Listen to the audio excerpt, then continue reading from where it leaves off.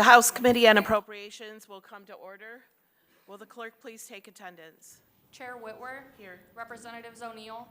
Brixey. Hood. Braybeck. Morse. Pori. Steckloff. Weiss. Martis. McKinney. Here. Menser. Morgan. Price. Skaggs. Snyder. Wilson. Leitner. Bolin. Green. Slaw. Beeson. Borton. Fink. Here. Cavett. Here. DeBoer. Here. Kuhn. Here. Schutte. Here. Steele. Madam Chair, you have 27 members present. You do have a quorum. Thank you. Rep. O'Neill moves to approve the minutes from our May 3rd meeting. There being no objection, the minutes are approved. Thank you. Today we will be discussing legislative transfer request 2023-5, the SOAR transfer pertaining to strategic site readiness and local economic development organizations. These dollars were appropriated last term and were approved by the MSF board several months ago, but they still require a transfer vote by both appropriations committees. Here with us today to give a better understanding of the transfer request is Terry Fitzpatrick, Executive Vice President and Chief Real Estate and Global Attraction Officer at MEDC, alongside Josh Hunt, Chief Projects Officer and Executive Vice President of Strategic Accounts at MEDC, and Bree Anderson.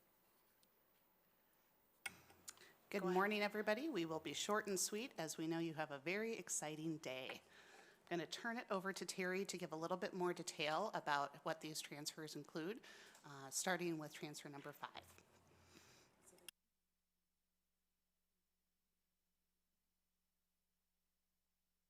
Just kidding. We're going to start with 4 and then go to 5.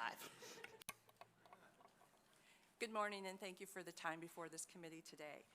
We have transfer request 2023-4, which is $120.3 million to be transferred from the Strategic Outreach and Attraction Reserve Fund to the Michigan Strategic Fund.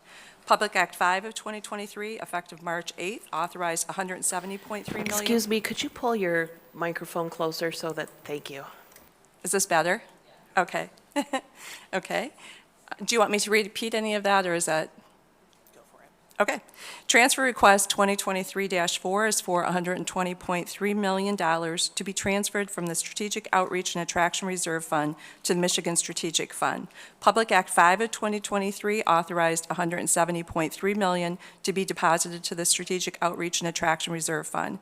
Also in March 2023, the Strategic Fund approved a Strategic Site Readiness Grant in favor of the Marshall Area Economic Development Alliance, or MEDA, for $120.3 million to complete site readiness requirements for Ford's Blue Oval, Battery Park, Michigan, and the Marshall site. This completes the total site readiness funding for the project and is not in addition to. These funds will be used for water and sewer upgrades and other site ownership and public infrastructure improvement purposes. Transfer request 2023-5 is for the Strategic Site Readiness Program, which was authorized by Public Act 194 of 2022. Along with criteria amendments, the legislation required completion of a Strategic Site Readiness Plan and directed funding into specific categories. Sites and talent consistently rank as the top 2 considerations for companies and site selectors in making decisions about where to locate. Site availability, sites of all sizes, is a key business development tool.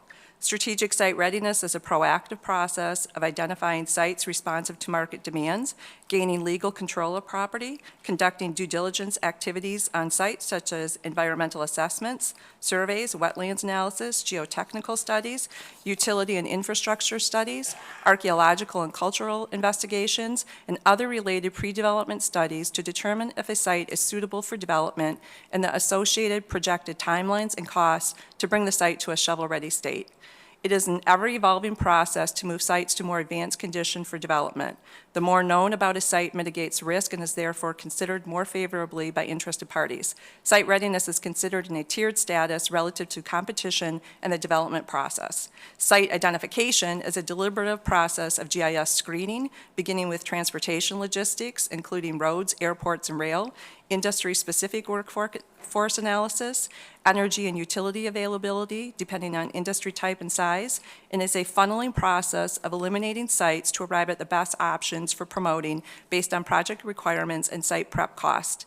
Statewide site readiness strategy is developed and executed in collaboration with local and regional economic development organizations and units of government who receive the grant funding to conduct site readiness activities as they determine.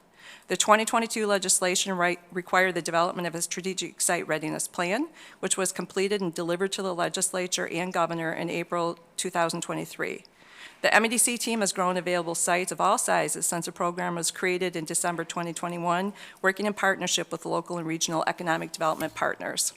Highlights of the strategic plan include that sites and talent continue to dominate as the two top categories of consideration for landing projects. Site readiness is more important now than ever due to the compressed development timelines associated with target industries of automotive, mobility, and semiconductor manufacturing, driven both by market forces and federal incentive windows. While large-scale sites are needed to attract the largest projects, a robust site inventory of all sizes is needed, and there shall be multiple strategic sites throughout the state that are regionally relevant for business retention and attraction. Site readiness is exceptionally competitive. Michigan's large-scale sites were compared to 25 sites in competing states, and this is not an exhaustive list of competitive sites. Michigan must aggressively compete with the development of sites to stay in the game. Competing markets have been actively preparing sites for 15 years or more and have a competitive advantage. Site readiness is a proactive process and must have sustained funding over the long term to play catch-up and continue advancing sites of all sizes. The plan made several recommendations for a successful path forward, including developing statewide standardized site readiness criteria, coordination of various organizations' site readiness strategies, exploring the repurposing of brownfield sites, reviewing development and other processes, policies, and laws that impact site location decisions. The 2022 legislation directed funding as follows: $25 million direct grants to regional and local economic development organizations to be used for site readiness activities. These funds will be distributed on a population basis by prosperity region.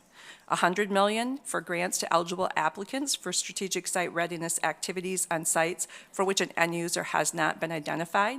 Funds will be distributed on a competitive basis with a minimum of one award for each prosperity region to have statewide effect. An end user, in the case where an end user is not identified, this is the truest form of proactive site readiness. That means the local communities will identify sites that are responsive to the types of requests that they are getting in and attempt to control and learn as much about that site and advance it to be more ready for a project that might come in. $75 million is to be used for the assessment and development of strategic megasites for which an end user has not been identified.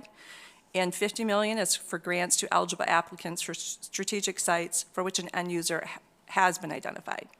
The Strategic Site Readiness Program supports transformational projects, driving generational impact, and presents supply chain and small business opportunities in communities and regions throughout the state of Michigan.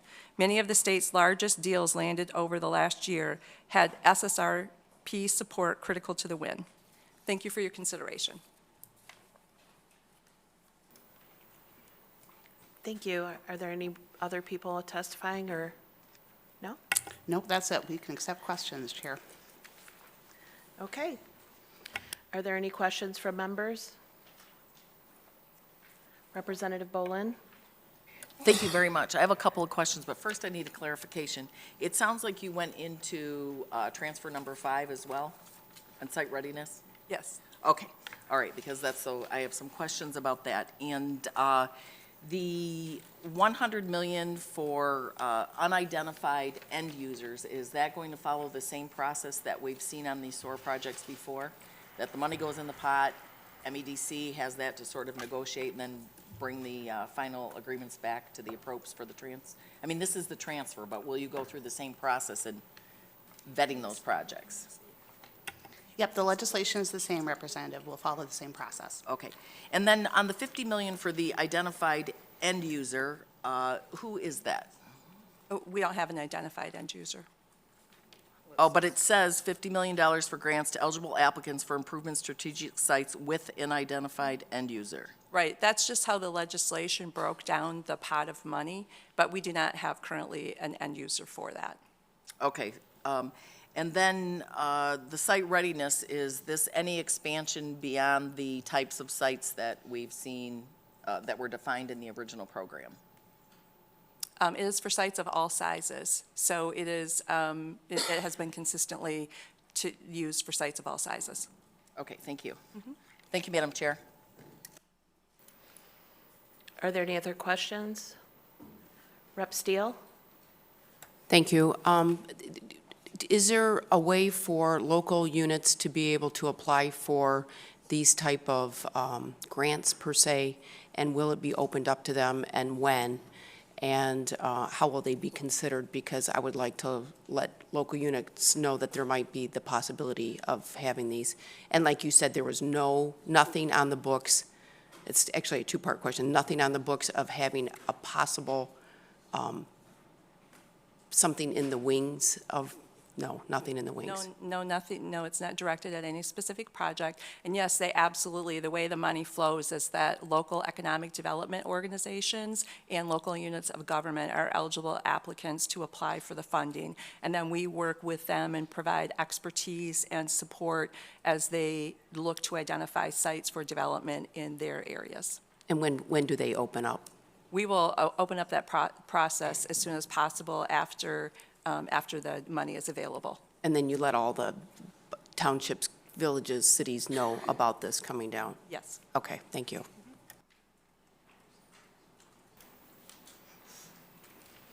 Okay, there being no further questions, we appreciate your time today.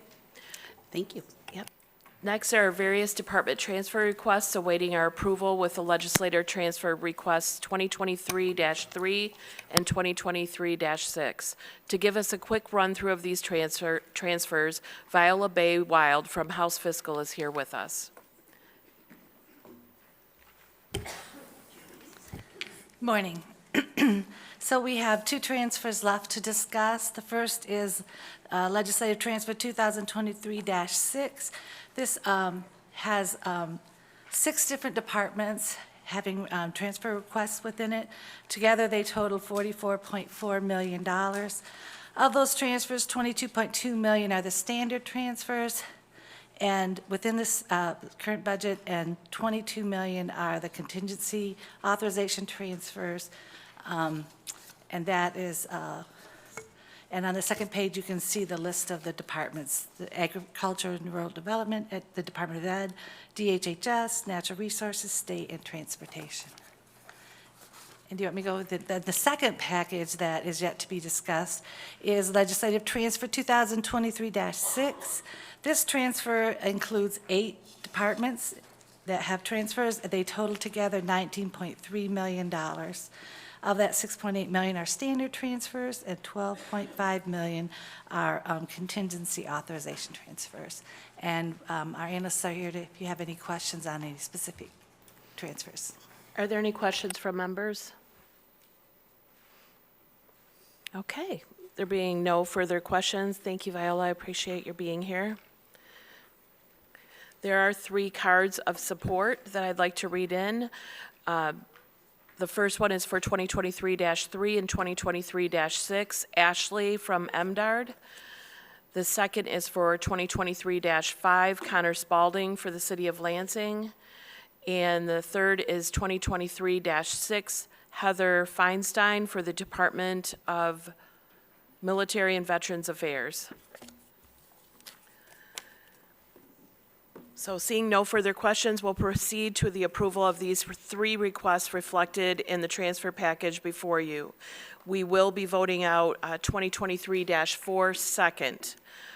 Rep. Steckloff moves to approve the legislative transfer package 2023, 2023-3, 2023-5, and 2023-6 as presented. Will the clerk please take the roll?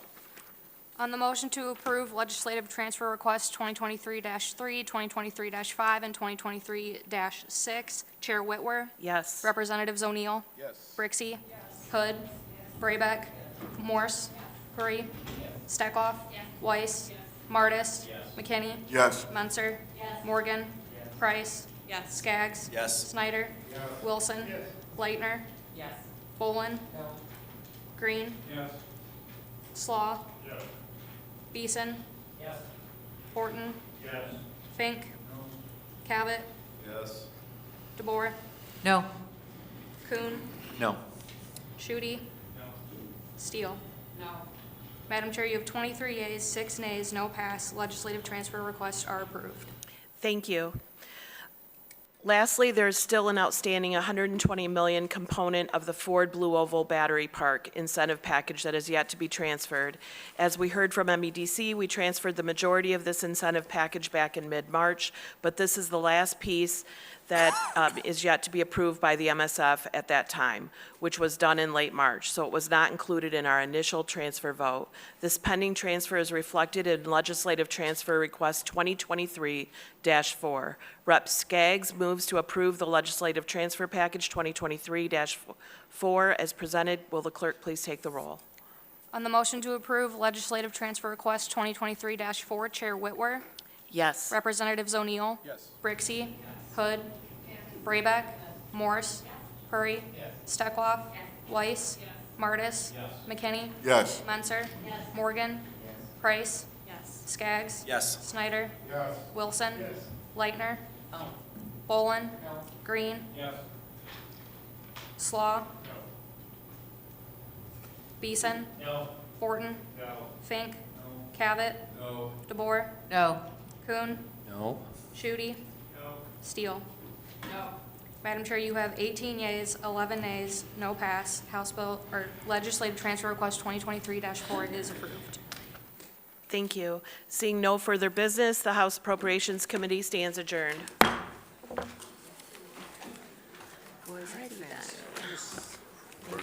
thought my wife could run through mine.